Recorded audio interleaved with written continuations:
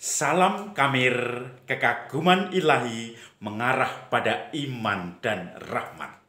Saudara-saudari yang terkasih, saya baru jalan-jalan dan ternyata di suatu ruangan, satu gedung, saya menemukan sesaji. Apa ini? Rupanya menarik sesajinya ya. Saya apalagi sedang lapar begini. Ini ada apa ini? Roti, kemudian ada rokok, kemudian ada uang. Nah, ini bahkan uangnya banyak sekali nih. Ada buah-buahan, lalu telur. Nah, saudara-saudari yang terkasih, apakah sesaji seperti ini harus saya tendang-tendang? Harus saya lempar-lempar? Atau kita nikmati saja? Ada kerupuk kalau Anda kepingin kerupuk udang, dan ternyata masih banyak makanan lain lagi.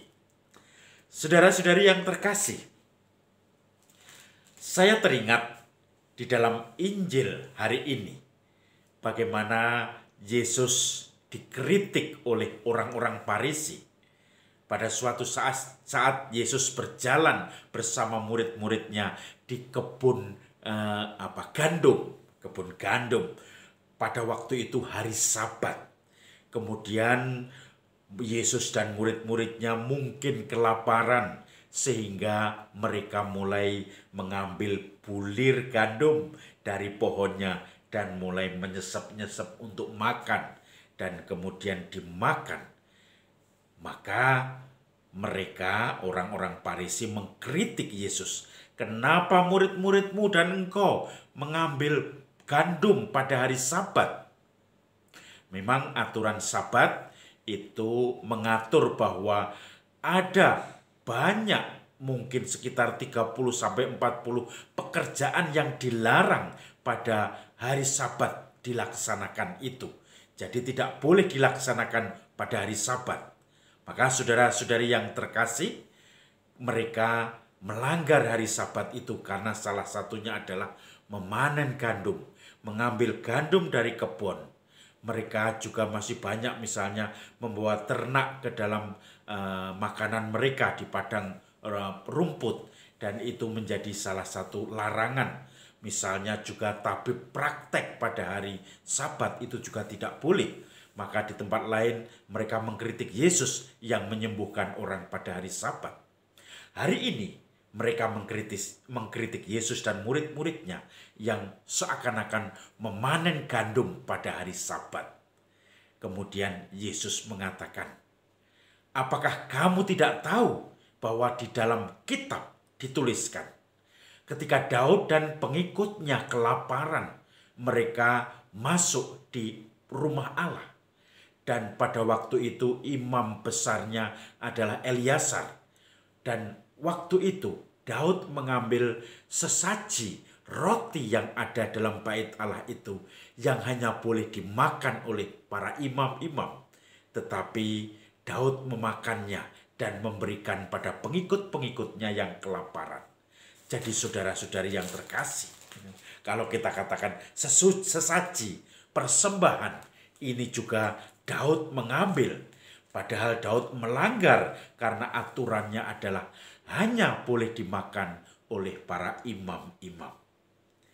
Tentu saja orang-orang Farisi ini terpukul dan dia mengatakan, supaya kamu tahu, ini Yesus mengatakan pada orang Farisi, supaya kamu tahu bahwa hari Sabat untuk manusia, bukan manusia untuk hari Sabat.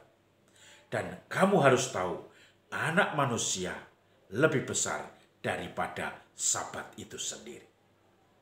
Saudara-saudari yang terkasih, orang-orang Farisi selalu melihat hukum yang tertulis, tetapi tidak melihat jiwa atau mungkin roh dari hukum itu. Pokoknya kalau memang mereka itu melanggar hukum, maka mereka harus dihukum. Mereka jelek, mereka tidak bisa dianggap sebagai orang yang terpilih atau dekat dengan Tuhan. Tetapi Yesus mengatakan, ada satu hukum yang lebih tinggi lagi. hukum kodrat, hukum alam, di mana orang lapar, tidak punya apa-apa, menjadi tanggungan siapapun yang berkecukupan pada waktu itu. Mungkin ada anak kecil yang mencuri roti dan dia dipukuli karena mencuri roti. Tetapi ketika digali lagi, anak kecil tadi kelaparan, sudah 3 hari tidak makan, tidak ada yang memberi makan. Padahal di situ ada tetangga-tetangga orang lain yang berkelimpahan. Sementara anak kecil itu kelaparan.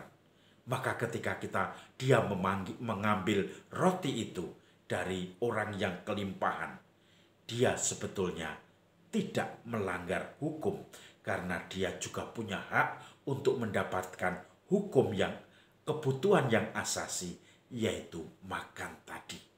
Tentu saja ketika minta tidak diberikan, karena untuk bertahan hidup seperti Daud dan pengikutnya untuk bertahan hidup, mereka makan makanan yang menjadi hak imam-imam di rumah Allah itu. Maka saudara-saudari yang terkasih, sekarang kita bisa belajar suara hati kita.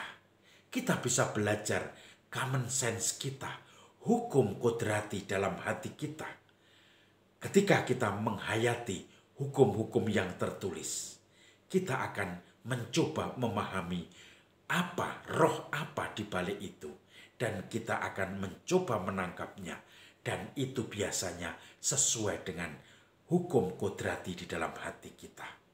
Tetapi ketika ada hukum-hukum yang emergensi, yang kadang membuat kita tidak bisa memenuhi kebutuhan yang hakiki, disitulah kita perlu mencari terobosan-terobosan untuk mendapatkan kepenuhan pada kebutuhan-kebutuhan yang hakiki itu.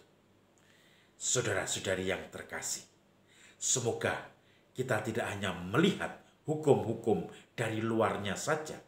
Orang-orang melaksanakan aturan-aturan, etika-etika dalam masyarakat dari luarnya saja.